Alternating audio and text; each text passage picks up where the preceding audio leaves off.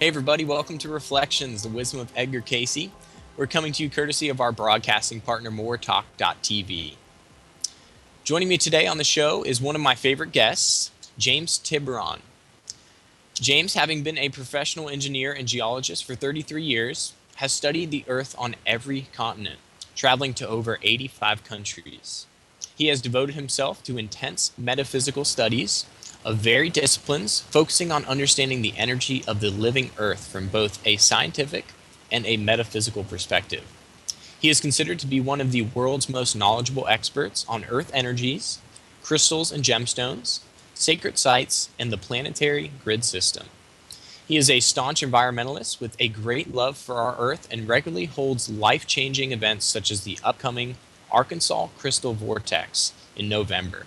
You can learn more about James's work at earth-keeper.com. James is also a featured presenter at the upcoming annual Ancient Mysteries Conference. This year it's entitled Remnants of the Distant Past, Sacred Site, Lost Lands, and Legendary Places. This takes place here at the A.R.E. in Virginia Beach from October 8th through the 11th of 2015.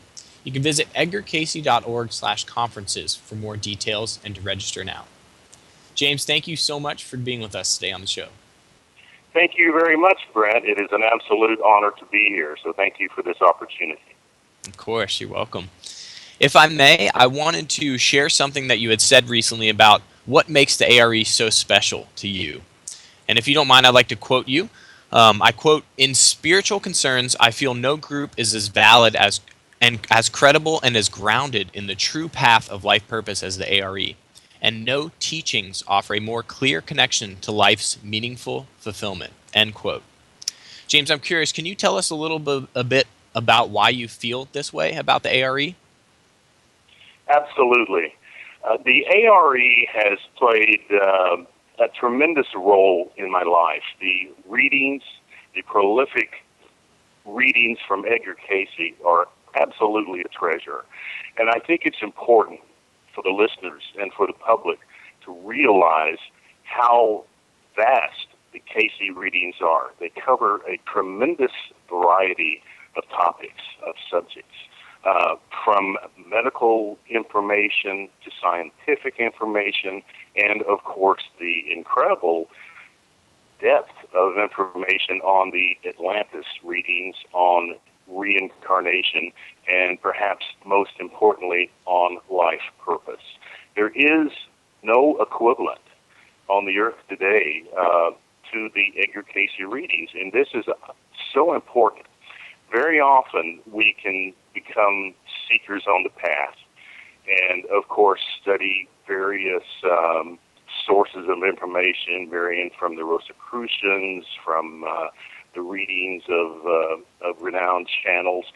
But it is the Cayce material that I think combines both most effectively. It carries what I would refer to as the Christos energy, the energy of light, the energy of spirituality. And the Edgar Cayce Association, the Association for Research and Enlightenment, is composed of such wonderful, grounded people. You don't have this sort of lofty, airy-fairy sense that sometimes people get involved in what may be termed as the New Age. The Edgar Cayce readings instill a sense of the importance of remaining humble and of remaining grounded, of being able to function in 3D. I think one of the misconceptions that people studying metaphysics get into is the idea that higher dimensions, higher realms are in a sense more important, take precedence over the third dimension. Whereas in the Cayce readings, you definitely get the concept that the earth life is important. It is a focus. That while we are in 3D, while we are incarnate in flesh, it is important for us to remain grounded and to understand that we are in a lessening. Edgar Cayce describes the earth as the testing ground, the planet where we come to measure our spiritual growth. And so in this sense, I think it keeps people focused on the fact that the relationships that you're having in your lifetime, the issues that you're having in your lifetime, are the lessons scripted and chosen by your higher self. And it avoids that aspect of people lofting into some delusional sense of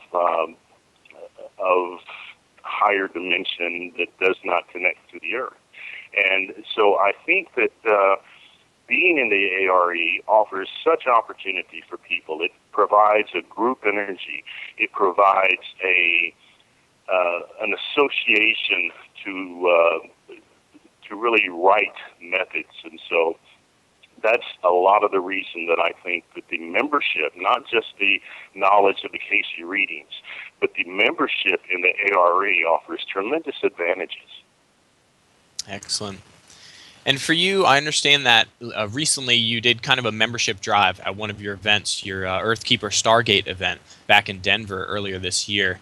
And I'm curious, what is the response when you talk about the Cayce material? What is it like when you talk about the Edgar Cayce readings with your audience at your events? And are people excited about membership? Are people excited about it when they hear about it for the first time? I think a lot of people have the misconception that because Edgar Cayce readings occurred in the 1920s and 1930s, that it is sort of old energy.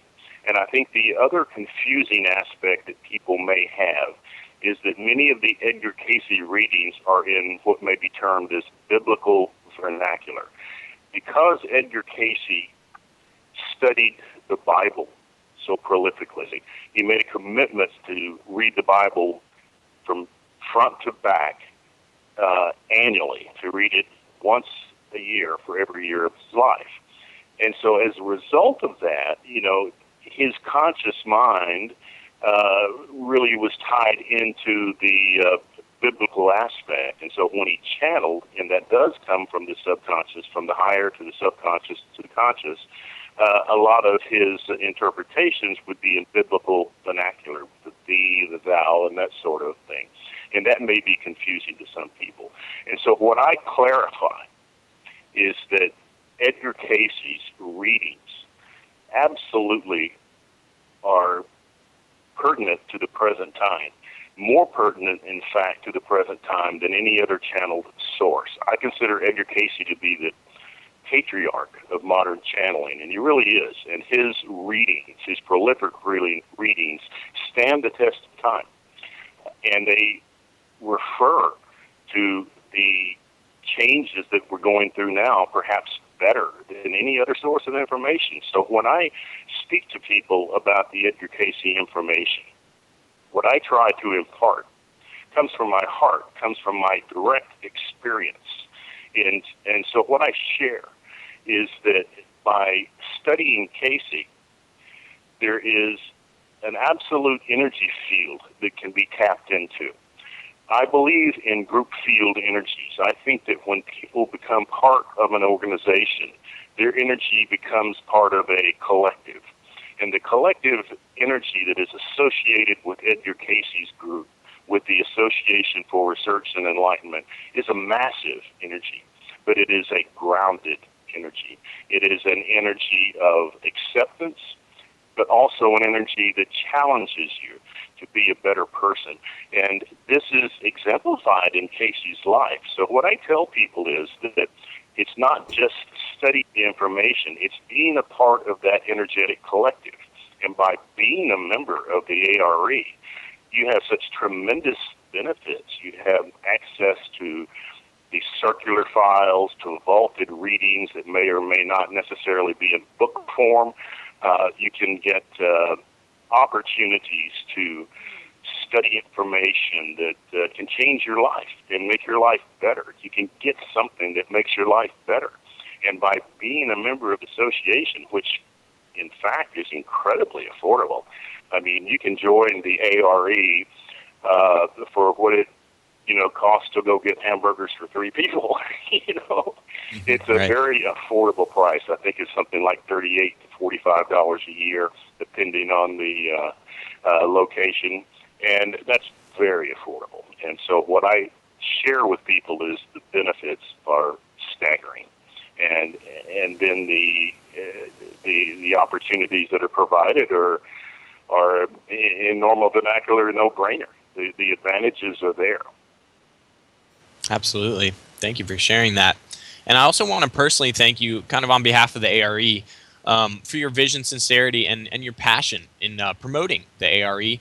And recently we talked a little bit about this before at your Earthkeeper 2015 Stargate conference in Denver. And you're also going to have the upcoming event in Arkansas in November. But I can't tell you how wonderful it's been seeing Cayce experts featured as presenters at your incredible events. But for those who may not be familiar, can you kind of tell our listeners about what these Stargate conferences are all about and why it was so important for you to get the A.R.E. involved in these conferences? Well, I refer to many of our gatherings as the reunion of the Law of One. Edgar Cayce spoke about a soul group that he referred to as the children of the Law of One. And I think that, without a question, I'm part of that experience. I was part of the Law of One in Atlantis, and I've always known that. And so the Association of Research and Enlightenment is absolutely a group from the spiritual Law of One of Atlantis. And Edgar Cayce predicted that the Law of One would reunite, that they would come back in these times in massive numbers. And this time, the crystals could not be misused. And so what we do with our gatherings is that we bring in Soul Family, and we talk about the Cayce readings of Atlantis. Cayce spoke about the Law of One family actually having the highest spiritual vibration ever achieved on the planet. And so many people think that all the Atlanteans were distorted, that all the Atlanteans were fell into sort of a dark energy. And it is the Cayce readings that clearly explain it was the sons of Belial on the island of A.R.E. that became so dense, that became warlike and used the crystals for wrong purposes. And they were opposed by the spiritual Law of One.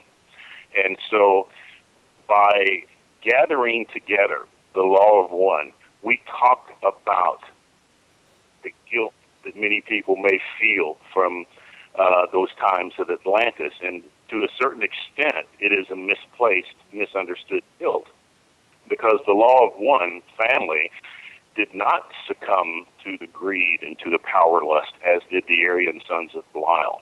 And so by understanding our past, we can make sure that we don't make the mistakes. And so I think that the mistakes, if you can use that term, that occurred with the Law of One were simply that they were deceived, that they were tricked, and that the sons of Belial took over the crystal use, took over the government in a very, very deceptive, cunning manner, and then used the crystals in the wrong way.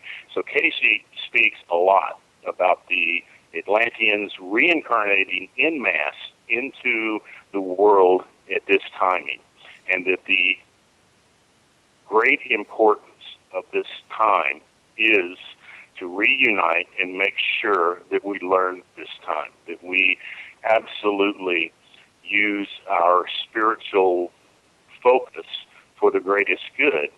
And so what I think that means is that when we gather in numbers, we meditate together for highest good, and that we bring people back into that reunion, because it was the Law of One that obtained the highest spiritual focus that was ever achieved on the earth.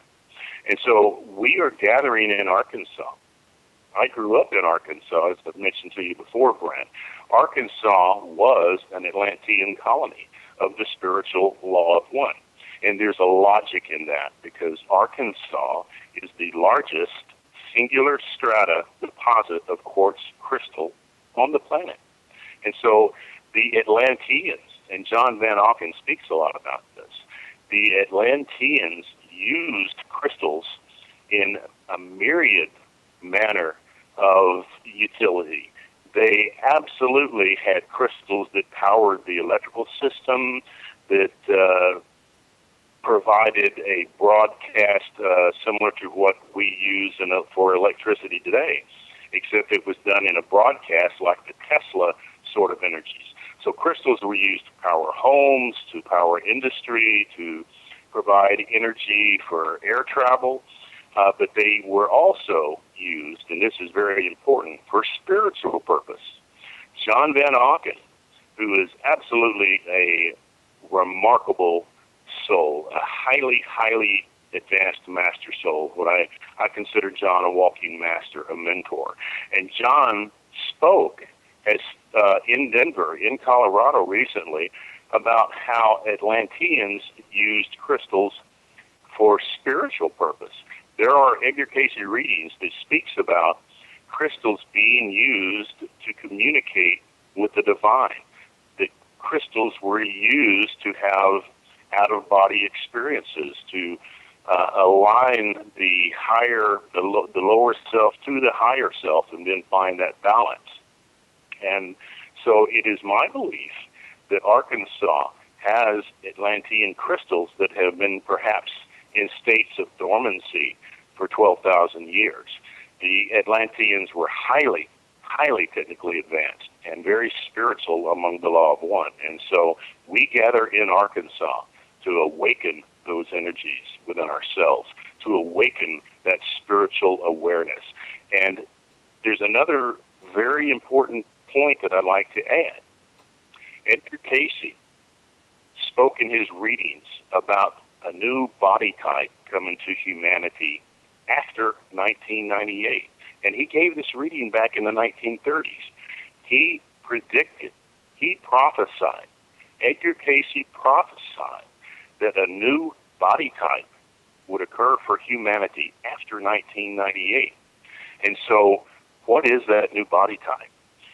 Dr. Carl Sagan, who was the author of the book Cosmos, an absolutely prolific, highly respected astrophysicist and scientist, said that the only viable alternative to biology support, and presently all biology is carbon-based. Humans are carbon-based biology.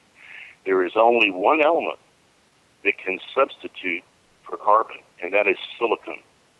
That is silicon. And silicon is the base of crystal. Silicon dioxide is quartz crystal. And so there are other sources. Perhaps the most important would be Lee Carroll of the Cryon information. Cryon predicted that we were converting to what he referred to as crystal children. He also predicted or stated in one of his channels that Arkansas would play an important role, that Arkansas was an Atlantean colony. And he predicted that, or did that channel in 2002, and that is what played a major role in sort of my trigger of awakening. So I think that the physical change that Edgar Cayce predicted, and as was supported scientifically by Dr. Carl Sagan, that humans are shifting to a crystalline format, to a silicon body type. And the reason silicon is the only alternative to carbon is because it has 4 valence points that allows it to support the complexities of biology. So we feel that Arkansas and Brazil are being, because they are the 2 largest deposits of quartz crystal on the planet, and because both Brazil and Arkansas were Atlantean, that the crystal technology is also playing a role in the shift from humans to carbon, from carbon-based to silicon, and that by gathering in Arkansas, we align to those energies and awaken those codes, awaken those memories within ourselves of that higher spirituality. Absolutely. Wow, that's wonderful. Thank you for sharing that. And I think what I love about you so much, James, about what you bring through in your channeled articles, your presentations, your conferences, these events like the Stargate conference, is you talk about the ancient mystery stuff. You're not afraid to talk about the topics that everybody might not be familiar with, but I think everybody has a serious draw towards them. In saying that, I have been consistently following your channel articles in Sedona for years, and what I love about your articles is how technical and in-depth they get each month into various metaphysical topics. And what I love about that is it's just like the Cayce readings often did. And it's also known that Cayce struggled to integrate and kind of understand much of the information that came out of his readings and his channeling. But I'm curious, do you run into the same issue with the information that's brought to light in your channelings? Do you struggle to integrate it and understand it? Well, I do, and because, I tell people that my life makes more sense in retrospect than it did when I was going through it. But I Right. was born in Arkansas, and Arkansas is the largest deposit of quartz crystal on the planet, singular deposit. And so I grew up among the crystals. And as soon as I finished university and became a geological engineer, I moved to Brazil. Brazil is the largest overall area of quartz crystals. And so Brazil, I lived among the crystals in Brazil. I lived in Bahia, and I spent a lot of time in Minas Gerais, Brazil, among the crystals. And while I was in Brazil, I got into a situation where I was being paid, and this is back in 1978 through 1983 for 6 years. And I got into a situation where I was being paid in Brazilian currency that devaluated at 400% per year. So I couldn't put my salary in the bank. And so that was a conundrum. I was considering leaving. And then I realized that all of the Brazilians that had money either bought land, real estate, gold, or gemstones. And Brazil is an absolute cornucopia of gemstones. There are aquamarines, imperial topaz, rubies, sapphires, amethyst, opals, an incredible array of gemstones. And so my landlord in Brazil was a gem dealer, as were hundreds of other people, because it was a necessity. And at that time, I was reading Edgar Cayce. I had my conversions, and I was reading Edgar Cayce material about gemstones. And so I began buying gemstones in order to conserve my salary. Gemstones, of course, hold their value. So as soon as I would get my monthly salary, I'd go out and I'd spend almost my entire salary on gemstones. And at the same time, I'm studying them and reading what Edgar Cayce says about their metaphysical and physical attributes. And so all of this, as I say, makes sense for me now. And so I lived my life almost in a way that allows me to do what I do now. While I was overseas, I spent tremendous amount of time in crystals. I spent a tremendous amount of time understanding the characteristics and attributes of gemstones. And then I was able to travel in my geological work. I lived overseas as a foreigner for 33 years. And I was able to travel all around the world. And as a geologist, I always had an innate interest in the earth, in the living earth, and understandings about places of power, sacred sites. And so for 30 years, as a foreigner, I studied metaphysics. I never lived in an English-speaking country. I speak 4 languages, but I became a citizen of the world. And I never watched television in the areas that I live in, so I studied with a tremendous hunger metaphysics. And that all led me to this point. And then in 2000, in the early parts of the 2000, after the turn of the century and the new millennia, I was called to begin fasting. And so I did, for 7 years in a row, a 5-day fast in the Lakota modality, and I began to learn how to operate outside my body. I began to have out-of-body experiences that occurred through fasting. And so I would go to these sacred sites with a Lakota shaman, a Lakota elder, and I would go without food and water for the first 3 days and go without food for the entire period. And I learned in that process how to travel outside my body. And in that, and after these years of vision questing, I went to South America and I experienced shamanic travel and had incredible multidimensional experiences. And then I began channeling Archangel Metatron and received messages. And in the beginning, a lot of these were, you have your doubts. You wonder at some of the things that you're receiving. Is this accurate? Is it my imagination? Am I making this up? And you learn with the integrity. My experience, Brent, has been that very often in my channels, after I either provide them in a meditative state and record them, or if I write them in a intuitively enlightened state on the computer, I'll go back and read them, and there'll be parts in there that I have no memory of. There'll be parts in there that trigger me and say, "Wow, that's amazing," but I have no recall of actually writing it. And so, yes, you do. I think anyone that is a channel, anyone that receives information of this nature, it's very important that you maintain your balance. It's very important that you maintain your grounded humility, and Cayce stressed that. And then it's important that you trust what you receive. So that's an excellent question. And yes, there are times when you wonder if you're making it up, and Right. and so you trust what you receive. And then sometimes there is information, because by my education, I am a scientist. Sometimes there's information that comes across that I can't prove. And the gist of scientific study is you have to be able to prove what you're saying.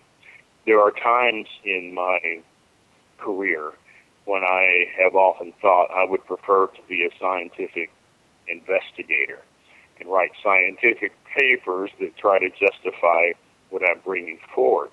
And to a certain extent, there's more credibility in that. By being a channel, sometimes people think that you're out there too far. And so a part of what I've always tried to do is remain very grounded, very pragmatic. But my goal is to combine science to the spiritual. I have often said that religion omits the scientific and the scientific omits the sacred. And so I think that a lot of the role of Earthkeeper is to combine those two. And I find that it is the Edgar Cayce Association. It is the Edgar Cayce material. It is the group energy of the A.R.E. that keeps me grounded, that keeps me in that balance, because so many of his readings provide information that allows me to have confidence, that allows me to understand. And so, yes, I think that the fact that Cayce would sometimes bring in material that confused him, bring in material that part of him doubted, helped me understand when I encounter those same situations. But an excellent question. Right. Thank you. Yeah, absolutely. I think what I love about the story of Cayce's life is that it's so approachable. He was such a humble individual. He expressed that he was struggling with the process that he was going through. He was struggling with the day-to-day, making ends meet as well. And I think, especially somebody like yourself, you can relate to that. And I know Cayce also talked about how we all have this psychic ability latent within us. It's just a matter of, putting in the effort and the time and dedication to tap into it and bring it to light, which I'm sure you would agree with that statement as well. Oh, absolutely. Cayce, in my mind, is absolutely the most important seer of modern times. He is the father. He is the patriarch of modern channeling. And really what he did do was full trance channeling. And so there have been a series of other influential works that came after Cayce and the ones that affected my life so much. And again, because I was a foreigner, because I was an expatriate and lived overseas for so many years, in countries where I had no interest in television, because they were always in different languages and not necessarily program matter I would be interested in, I was in a life setup in which I preferred to read. I had an absolute hunger to study metaphysics. I would come home to the States once a year, and I would go back with 2 full suitcases of books. At one time, I had read virtually every book the A.R.E. had available. Because keep in mind, I'm not watching television, and I'm reading 2 to 3 books a week, and I did this for 30 years. And so at one time, I had read virtually every publication from the A.R.E. I had most of their circulating files, but I also studied varied other sources. I read many of the Indian sacred scripts, the Vedas. I studied Buddhism. I read the Quran. I studied the Baha'i faith. I read the Rosicrucian material, the Lobsang Rampa material, the information from Ruth Montgomery, from Jane Roberts and the Seth material, which is brilliant. All of these sources, I could name others. I got into the Carlos Castaneda series of information. So I studied it all. I studied it with a hunger, and I was in a life situation where it was easy to read this material because that was my only alternative. And so, yes, the importance of taking it a step at a time has been really important in my life. There are people, I think, in metaphysics today that think that you study metaphysics for a year and then suddenly you're a channel, and I don't think it works that way. It certainly wasn't.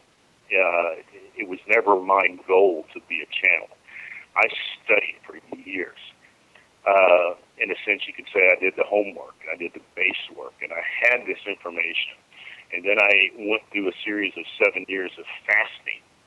And then I experienced the shamanic journeys through studying multi-dimensionality, through psychoactive plants in a spiritual way, in the way that the Native Americans and the shamans of South America did it, in an absolutely spiritual way, to experience traveling outside the body.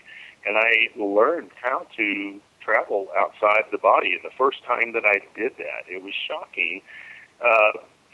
And shocking is not perhaps the best word. It was serendipitous. I suddenly realized after fasting, and it took 3 years before I had the out-of-body experience that way, but I absolutely had an experience where I was in Red Rock National Forest in Arizona, and after 5 days of fasting, I suddenly saw myself flying, looking at myself sitting on a rock on the ground. And I was conscious of it. I was seeing myself from outside my body, and I was highly aware that I was outside my body, and I understood why it had happened, how it had happened, but this was the first time it had ever happened for me in that way.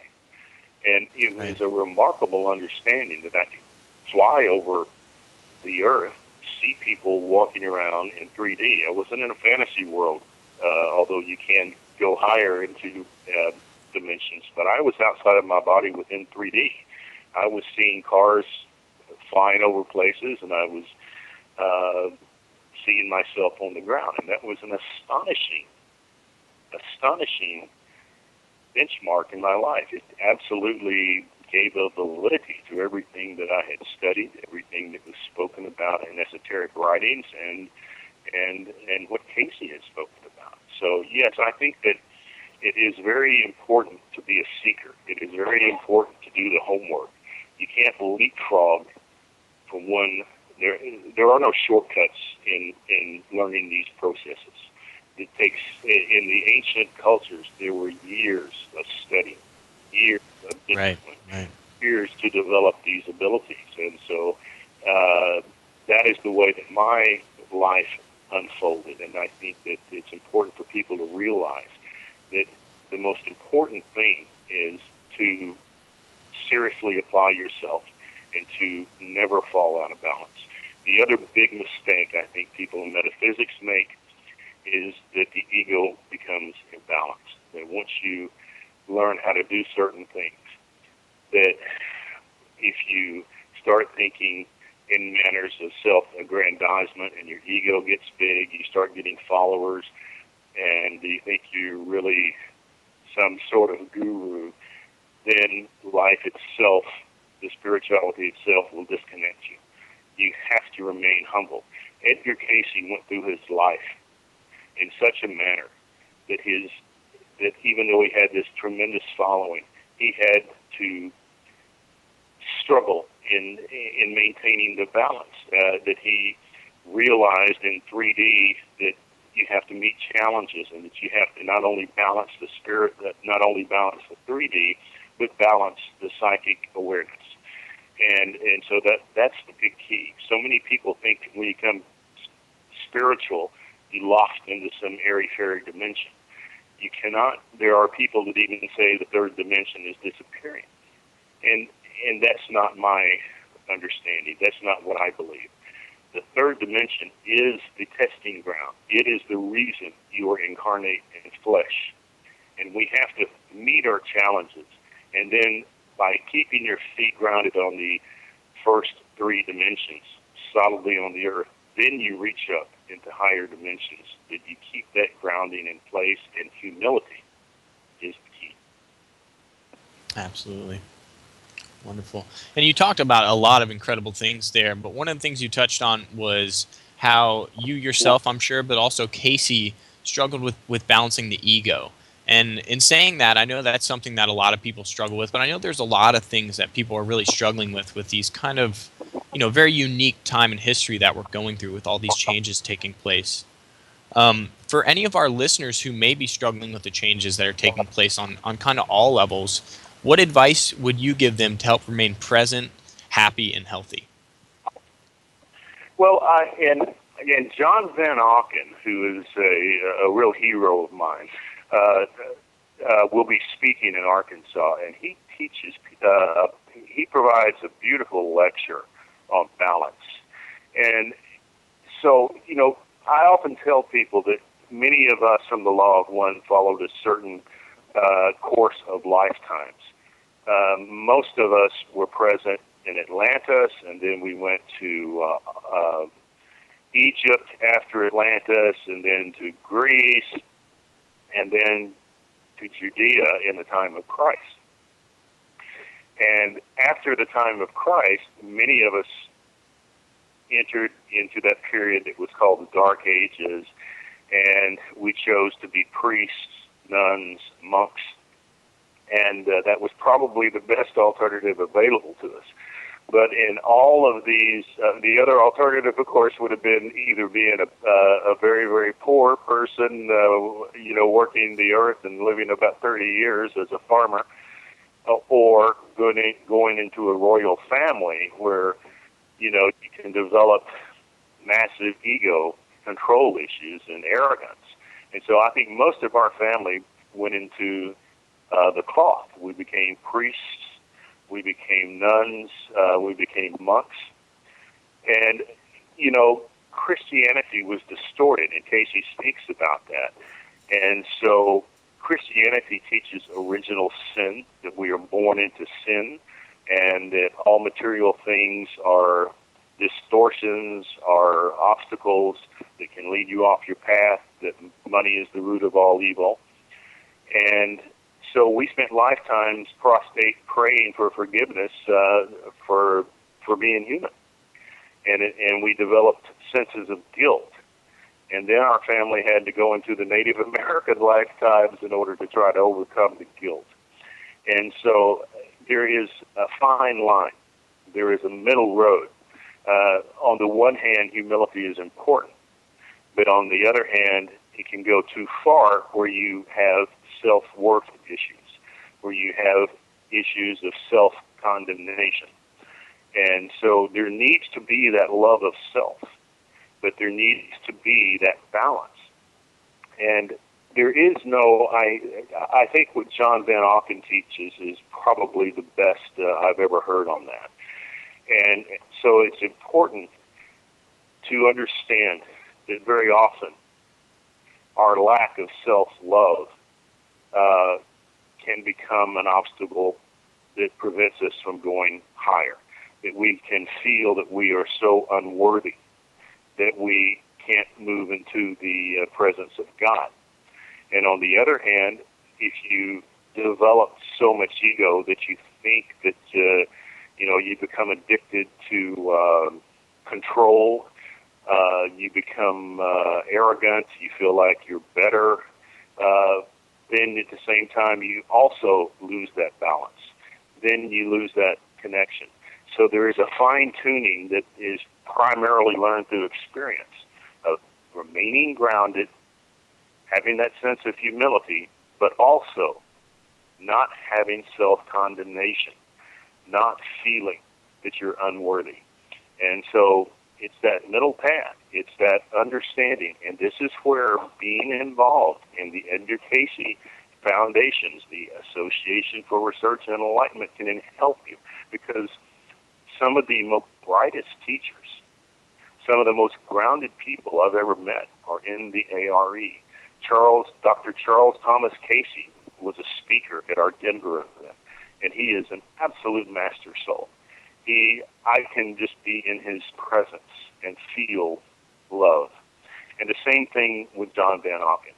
I think that John Van Auken is an absolute walking master. And yet in his presence, there's that lightness. There's that sense of humor. So many people that get involved in metaphysics, that get involved in spirituality, take on kind of a stern, rigid aspect. Yet if you look at the Tibetan Dalai Lamas and other master souls, they have this almost childlike softness, this sense of humor. But at the same time, they have this tremendous sense of well-being. And John Van Auken exudes that. I think that by simply being in the presence of masters like Dr. Charles Thomas Cayce, like John Van Auken, that you can center yourself in the massive energies. And there are others that have this same energy associated to the A.R.E. The A.R.E. is a magnet for these master souls, but grounded master souls. I'm not talking about brilliant people that have ego imbalances, that assume celebrity status, because you can have people with brilliant minds that write brilliant books and they become caught up in ego. But you don't have that in the A.R.E. You have brilliant master souls that are totally approachable. And so I think that pathway between, you can have too much humility where you apologize for someone stepping on your foot, and that's a lack of self-love. And you can have too much ego where you think you're God's gift to the earth and you're looking for followers. You have people that become delusional, that think they have this message that the world has to hear, and they develop these messiah complexes, and that's not the right path either. It is absolutely the balance. Right. Wonderfully put. Thank you. And I couldn't agree more. Dr. Charles Thomas Cayce and of course, John Van Auken are two very, very special souls within the A.R.E. community. We're very lucky and blessed to have them. And there are others. Many, absolutely. We've only scratched the surface. Everyone I met amongst the A.R.E. community is really just they radiate that love, that family vibe. Yeah, Kevin Tadashi, who is the president of the A.R.E., is another absolute master soul and a great teacher. He's written some brilliant books on the aura, on colors, and so my hat is off to these people. But Kevin is another master. He's focused on the overall management of the organization, and that takes a lot of time. But he is also a prolific author and teacher and a highly advanced master soul. Absolutely. Couldn't agree more. And I want to move on to another topic here, James. You are a featured presenter at the annual A.R.E. Ancient Mysteries Conference this year. And that's not coming Yeah, up until October, but I want to talk about, because this event sells out every year. It's such a huge event for the ARE. It draws in so many incredible souls who are seeking to learn more, and just to kind of be in that group environment that you talk about being so important amongst the ARE. I'm curious, can you tell us a little bit about what we can expect from your presentation? I do know it's on Earth energies, so can you tell us a little bit about kind of Earth energies and what a conference attendee could expect to take away from your presentation in particular? absolutely. I will be speaking on two topics, two of my favorite topics at the ARE Ancient Mysteries Conference, which I believe is October, the second weekend of October, a 4-day event. Mm-hmm. And I will be speaking on gemstones. Gemstones is another, and crystals, another one of my passions, and a lot of my information is based on the Edgar Cayce readings, but I've developed my own studies of them through the years, my personal experience with gemstones, so I will be speaking on the healing attributes of gemstones and crystals as one of my topics. The other one will be the living earth. And as a geologist, I have studied the earth for many, many years, and I have tried to apply both science and expanded understandings of the earth. I am an advocate of the Gaia theory that the earth is a living, sentient consciousness. And it is from that aspect that I talk about what I consider to be stargates. What are stargates? What are portals? What are vortexes? What are ley lines? What are power nodes? And so, in that topic, in that lecture, I also speak about the planetary grid system. And so, I think that the Earth has shifted. That the Earth absolutely is shifting into a more complex, higher resonant energy. And I think that solar radiation, and Dr. Robert Schoch, who will also be at that conference, will be speaking about solar radiation, about how it has affected the Earth, and how the increased radiation of the Earth absolutely shifts all biology. Remember, we spoke about Edgar Cayce saying that humanity would take on a new body type after 1998. Well, when you have academics of the high caliber of people like Dr. Robert Schoch, who is a teacher at the prestigious Boston University, he has obtained multiple degrees in geology and physics from Harvard University and Yale. And so when you have academics that are in the world of academia, their spirituality has to be contained within the parameters of academia. So he's offering incredible information, and he is an incredibly wonderful and spiritual person, and he is a perfect fit in that conference. And so he speaks a lot about the solar radiation that has been happening. And so I provide a presentation in which I talk about that solar radiation in a way that affects us physically but spiritually. Dr. Bernice Barlow wrote an amazing book, and it is still available on Amazon, called Sacred Sites of the West. And to an extent, that is a limiting title, because the book goes into incredible scientific aspects of the ionic ratios of the Earth and how those affect human beings.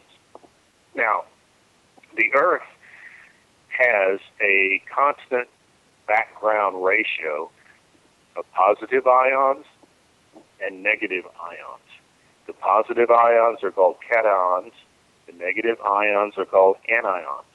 And science has discovered that certain places on the Earth have different ratios of these ions. Science has also discovered that when the anionic ratio is shifted such that it is 6-to-1 anion to cation, that humans have hallucinatory experiences. Now, that's in the wording of the scientific studies. What they have discovered in closed laboratory-controlled testing is that when humans are put in a room of ionic generators and the ions are shifted into a 6:1 ratio, that humans begin to have psychic experiences. And so their determination, their conclusion was that a lot of these out-of-body experiences, a lot of these visionary experiences are simply induced by ionic ratios and are affecting the brain. Now, there are certain places on the earth that the indigenous people were always aware of, that the spiritual people of past societies were very aware of. And we called these sacred sites, places like Temple Mount, places like the Giza Pyramids, like Machu Picchu, like Arkansas, places of these natures, Sedona, Arizona, and Shasta, and Mount Shasta, to name two more. These places have differentiating factors that affect the human arc field and thus affect the human pineal. And so my conclusion is that these factors are not hallucinations. And believe me, I've gone to these places and fasted in some of them for 5 and 7 days. What is happening is these stimulate the pineal and allow us to have multi-dimensional experience, to travel outside the body, to travel into higher realms. And in that experience I had in Red Rock National Forest, on one level I was able to travel outside my body and see things in 3D. And then it went into a higher place where I left the earth altogether and met what Edgar Cayce would refer to as the realm of the saints. And so what we have to understand is that we are multidimensional beings focused in 3D. And there are places on the earth that allow us to have embellished experiences because of altered ionic ratios and because of mineralogy. The mineralogy, sometimes people think and speak of sacred sites all occurring within a mapped grid point, and that's part of the picture. But for me, the greatest factor in power nodes of the living earth is the geology. Different geologies affect us in absolutely different ways. And now, if you consider that solar radiation has been bombarding the earth with billions of tons of anionic energy, anionic material, and I mean billions of tons of nitrogen have been coming in. And these affect the way that our pineal works. These adjust the anionic to cationic ratio. So the earth is alive. This is what I'm going to talk about. I talk about what ley lines are, how ley lines are basically nerve centers and sacred sites or meridians on the planet of the living earth. And that will be my focal topic at the Ancient Mysteries A.R.E. conference, October 9th through 12th, is it? Or 8th through 11th in Virginia Beach, Virginia. And of course, in November, at the end of November, we are going to have many of these same speakers in Arkansas in the big crystal fields, what I call the Crystal Vortex. John Van Auken will be there, Graham Hancock, William Henry, just an array of speakers, and that will be in November. Excellent. Wonderful. Well, we look forward to that. We'll make sure that we give our listeners all the information to register for both the Ancient Mysteries Conference at the A.R.E. In Arkansas, which we're calling the Law of One Reunion, we're going to have a drive to get membership for the A.R.E. because it's absolutely one of the most important things that people can do. Absolutely. That means the world to us. Thank you, James. We appreciate that. And I guess we're running out of time here, but I want to ask one more question. I like to ask my guests that come on the show, what has you really excited about the future? Is there anything that you're working on that you have in the works that'll be coming out, or any projects that you've been involved in? What really has you excited looking into the future? Well, thank you for that question, Brent. I have a new book that I have just released 2 weeks ago called 2038, The Next Quantum Leap. And I want to give credit to John Van Auken because he inspired me with his information. He does a brilliant presentation based on the Edgar Cayce readings of what he calls the pyramid timeline, in which it points to 2038 as being the new 2012, you might say. And so I've got a new book called 2038, The Next Quantum Leap, and I'm working on 2 books that I have to get out in this lifetime. And I'm working on these now. One of them is called Atlantis, the Untold Story, because I absolutely believe I was in Atlantis and part of the Law of One, in that I was involved in the crystals. I believe that's why I incarnated into Arkansas and then spent the next 7 years in Brazil. So my book will be called Atlantis, the Untold Story, and I take it correlates with the Cayce information, but brings in different information that was not shared in the Cayce readings. And so I speak about crystal satellites, and so that really has a lot of my passion and excitement. The book that I'm going to hopefully have finished by the end of this year on the Untold Story of Atlantis. And the other one will be my gemstone book, where I talk about gemstones in relationship to the human aura. I believe that the maintenance of the human aura is one of the most important things that people can learn. And understanding that our auric field, our etheric body, requires attention. And so I tie gemstones. A lot of this comes from the Cayce readings. A lot of it comes from my own Metatronic readings. And so that excites me. Those are 2 of my goals in this lifetime, is to have these books on Atlantis, on what I think happened, how it ended, and these books on gemstones, the sacred geometry of their molecular structure, how they combine frequentially, and how you can build an auric shield using certain gemstones that ties into what in biblical times was referred to as the high priest shield, or Aaron's breastplate, which was composed of 9 gemstones. So those 2 books are what I'm focused on now. And the other thing that I'm focused on, Brent, is just enjoying this time of my life. My wife has gone through cancer healing. She is now cancer-free. It has been a powerful experience for us. And my wife is from Scotland. She is an absolutely amazing soul that I love dearly. And so her cancer experience has taught us the importance of time, the importance of expressing love. Right. And so what's important to me now is to be able to offer the teachings that we received, but also to enjoy and savor each moment of life. And the A.R.E. has provided so much in my life's journey, and I want to give back to Edgar Cayce and to the wonderful people associated with the A.R.E., including yourself.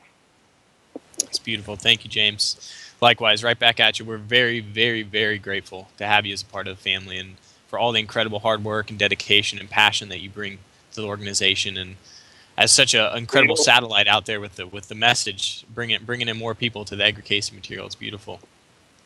Well, Brent, before we close, and I'll make this my last statement because I realize we're running out of time. I have one more goal. I visualize, the A.R.E. has a beautiful center, that headquarters there right on the beach in Virginia Beach. And Edgar Cayce spoke in detail about Virginia Beach being a very special place on the earth. And when I'm in Virginia Beach, I'm going to talk about that. But Virginia Beach is one of the most powerful energies on the planet. Not only that, Cayce said that in the case of planetary cataclysms, it would be a safe place. He also speaks about the sand in Virginia Beach as having unusually high content of gold and other minerals, and that walking on the beach there can be very, very healing. But that beautiful center of the A.R.E. in Virginia Beach, I have this vision of a really beautiful quartz crystal in there, like the one similar to the ones that we had in Atlantis. I'm seeing a 4 to 5 foot point quartz crystal surrounded by lapis lazuli and mounted. And so one of my goals in this lifetime that excites me is to find that crystal and donate it to the A.R.E. and put it in that beautiful meditation room upstairs. Now, we did put an amethyst, a massive lapis lazuli, and quartz crystal in there, but I am still getting these visions, perhaps coming from Cayce, of this big 4 or 5 foot crystal, and I am involved in a lot of, I work with quartz. I am a gemologist as well as a geologist, and I go to the Tucson Mineral Show, so I've had my eye out for that crystal, and so hopefully we can make that happen one time and provide a legacy, provide a place for people to go in the future after we're gone to meditate and use crystals the right way, and that is the pledge of the Law of One. Never again will the crystals be misused. Wonderful. Wow, look forward to that, James. And for those who have not made it to the A.R.E. in Virginia Beach, please do make it. As James said, it's such a beautiful place, such a wonderful energy that exists there. And of course, James talked about the crystals that he had donated. So please make sure you make it to see those specimens if you do visit, because they are a beautiful, beautiful gemstones that you donated to the A.R.E. there. But James, thank you so much for joining us today on the show today. Honestly, you're one of my favorite guests. We could go on for hours talking about all sorts of topics, but unfortunately our time is limited. But I want to thank you so much for joining us and for being on the show again. And just keep up the good work. You're doing amazing things, James. Thank you. Thank you so much, Brent. And I also want to acknowledge your work in bringing these interviews, bringing these messages out to the masses, and for being a part of the wonderful Edgar Cayce energy. Thank you so much. Absolutely, my pleasure. I couldn't do it without my producer, Kevin Moore, over in England, so thank you, Kevin Moore. But James, I'll let you go. That was a wonderful, wonderful talk, so thank you so much for joining us. Thank you so much. Bye-bye. To register for the A.R.E. Ancient Mysteries Conference this October, you can visit our website at edgarcayce.org/conferences. If you'd like to learn more about James or register for his Earthkeepers Stargate event, you can visit his website at earth-keeper.com. On behalf of everyone here at the Association for Research and Enlightenment and MoreTalk.tv, I'm your host, Britton Bickerstaff, reminding you that heaven is a state of mind. Pay attention to your thoughts and see what sort of blissful feelings you can create today. Thank you so much for taking time to indulge with us as we reflect on the wisdom of Edgar Cayce. And I hope everyone has a wonderful week. Much love.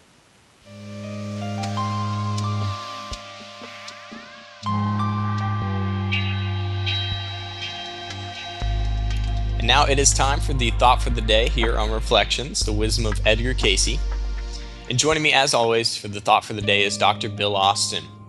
Bill, I want to thank you so much for joining us on the show today. Hi, Brett. Great to be here as always. Thank you for having me. Of course, my pleasure. Good to have you on again. And if you can go ahead and read the thought for the day today for our listeners. I'd be happy to. This thought comes from reading 459-12. First, know as to what are the purposes, the desires, and the hopes.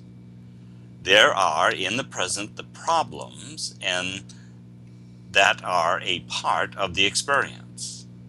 But take things, conditions, and circumstances where they are, not merely where you wishfully think, hope, or desire that they are.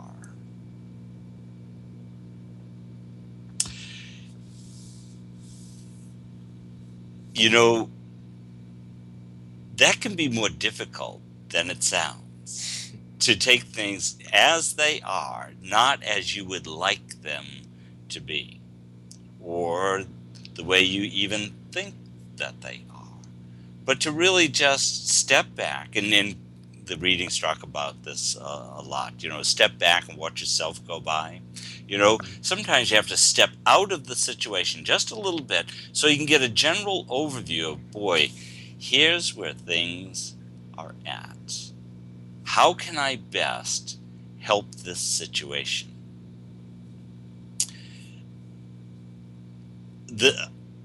I have this desire to sometimes to be helpful. And sometimes when I take a look at that is, okay, I want to be helpful from my standpoint. I'm going to look at this situation. I'm going to interpret it, from my perspective. And then I'm going to be helpful from my perspective. But if I change that desire to be helpful, to be only truly helpful, then I really have to give it up to a greater power, a greater force that understands all of the situation from all eternity, from before, right now, and future events. And I don't have all that information. So there's a part of me that has to let it go and say, okay, here's how I think it is. Here's what my desire is. And that desire hopefully is built on my spiritual desire, my inner ideal, and with the thought of only being truly helpful. So let me try to be truly helpful, but be open and receptive to some inner guidance that knows all of the factors before, now, and in the present. But in the meantime, I'll do the best I can with the situation as it is. And I'll try not to be judgmental through the whole process. That's not always easy for me. No, it's not. And you raised a great point with that. Yeah, this is not an easy one, because like you said, you brought up, it's kind of this fine line that you end up treading where you want to not have expectations coming into a situation, which is kind of what it's saying. It's this, if you don't have all these set expectations about the way things should be, you desire it to be this way because you want this certain, if it comes out this way, then I get this back.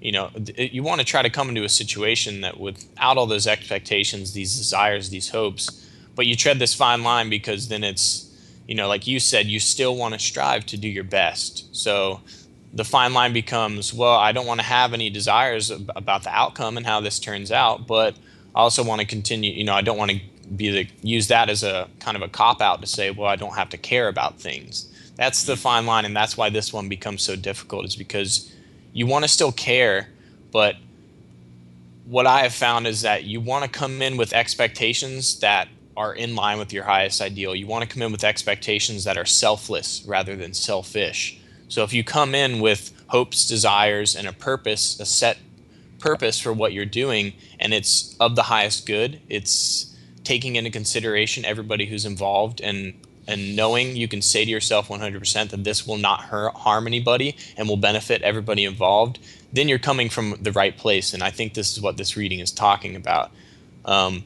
They talk about the conditions and circumstances, take them as they are, not merely where you wishfully think, hope, or desire that they are. And when he says that, he's talking about you don't want to come from that selfish place. You want to just bring what you have to the table, do your absolute best, and put faith in knowing that things are working out the way they should be. And I think that's something that we all struggle with, because it is very difficult to not have expectations and to not bring your own desires and your own personal agenda into a situation. But I think the more that you learn to put that aside and just be in that moment, embrace the moment, and fully enjoy it for what it is, that's when you can find some really interesting synchronicities, and some wonderful opportunities can open up for you on your path. I'm glad you talked about that, because one way is to take a look at it and say, well, everything's being taken care of, I really don't have to do anything, which is a very passive approach, and I don't think anything gets accomplished with that. And the readings certainly don't stress that. They say be active. I remember one reading, the person was saying, should I do this, should I do that? He said, do something. And if you do something and you're coming from that point of wanting to be in sync with the divine forces, wanting to get some guidance, you'll get it. But you'll Right. have to be active. You'll have to be doing it. So I'm really glad you brought that point out. There's nothing at all passive about this. It's taking the situation as you see it, put it in context with your spiritual desire, with your spiritual ideal, and do what you can do the best way that you can. Yeah, absolutely. And I think that's one of the beautiful things that's going on around us that I hope everyone is becoming more aware of, is how many individuals are coming together as individuals, but also gathering together in groups and organizations like the A.R.E., where they have a spiritual ideal. We have a place that they're coming from, a goal that they want to accomplish that is selfless. It's the best for everybody involved. And I think there's more and more people who are setting their intent to do that, and also bringing it out into the business world or the world of government or economics. And Yes. it's beautiful to see that, because I think that's happening more and more around us right now, which is it's such an honor to see it take place. It is. I think you're right. I think it's really spreading throughout communities, throughout countries, throughout world populations, and it's wonderful to see. Absolutely. Well, Bill, thank you so much, as always, for joining us on the Thought for the Day. It's a pleasure to have you on the show. Thank you for having me, Brent. It's always a pleasure for me to be here. Have a wonderful day today. Thank you. You too.